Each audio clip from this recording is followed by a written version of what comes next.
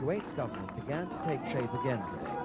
Prime Minister, Crown Prince Sheikh Saad al-Sabah, finally arrived back after 7 months in exile. It's expected he'll organize the return to parliamentary government, not before time. It's been suspended for 6 years. It was an emotional homecoming. How do you feel? Very happy indeed to be back home. But the way society has been shaken up by the Iraqi occupation, to say nothing of physical damage, for instance this is the Crown Prince's home, means the all-powerful al-Sabah family must consider broadening the government to ensure political stability. It's just one of the many problems the cabinet faces. Now it's able to meet again. And the pressure on it will mount with news today that all opposition parties have joined under one banner to demand wide political reforms. The Crown Prince also had talks with another person who flew in today, Defence Secretary Tom King. Arriving on the battlefield much earlier than he could ever have expected, he posed cheerfully with British troops, telling them the country was delighted with and proud of their success. Walking among them, he had this message about Saddam Hussein and some news on when they might go home. We don't know what's happened still to Saddam Hussein, and I don't think many of us actually care, but whatever it is, we're going to try and get you home now, first in, first out. After a briefing by senior commanders, the Secretary of State said the pull-out date could depend on a real ceasefire. It should be soon, then the party could start. I don't know if people out here realize just how proud the country is of them, but I've given a fair warning to everybody I've spoken to that they better be ready for a pretty tremendous welcome home party when they get back. Secretary, what will signal to you that the ceasefire is real? We have to judge it, firstly, on the conditions being met. And we want absolute clear assurances, and not just assurances, but in terms of the prisoners of war, we need to receive them. We need to receive the bodies of those who may have lost their lives. I don't think they're under any illusions.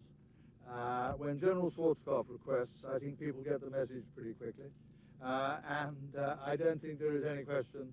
I said in the remarks I made that there's no question who has lost, and who are in no position to make demands at this time.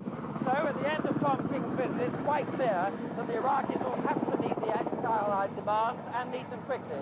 But before long, the British troops will be going home. Desmond Hamill, News at 10, with the 1st Armoured Division, Kuwait.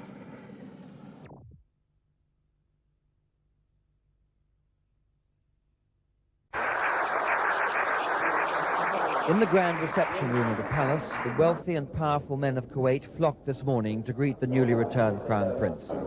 These men, lining up to proclaim their loyalty, are those who will help to shape the future of the country. For the absolute power of the ruling al-Sabah family is at risk. For not least amongst their many problems are the thousands of non-Kuwaiti nationals now flooding back across the border. Far from going straight home, the convoy of cars was led to an empty school by an army post. The next stage of their re-assimilation is unclear. So the liberation celebrations, which continue on a daily basis, are a bit one-sided. And while these displays of street firepower are normal here, it points to easy access to weapons and rather lax control. There's no sign of law and order breaking down, nor of open revenge against Palestinians suspected of collaborating. But resentment against Palestinians does rise very easily to the surface. These Palestinian stallholders had little or no food for sale today, a few dried peas, although there were plenty of perfume bottles on offer. But they'd hiked their prices too high. Traditional bargaining went out of the window as the Kuwaitis helped themselves. The chocolates went first. Everything else followed. But it was a small matter. The real source of resentment might be found here, in graves still being dug for those killed by Iraq. Like this man, found tortured and dead, but for whom his relatives had prepared a personal resting place. Secret photographs were taken of all the dead, some unidentifiable after torture, although relatives still sift through them, hoping.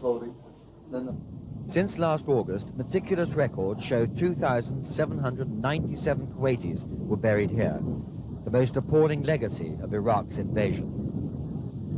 Tonight, a curfew is enforced throughout the country. It was supposed to have started last night, but nobody was told about it, and 3 people were shot dead. While the war has been won, peace has yet to be assured. Desmond Hamill, News at 10, Kuwait.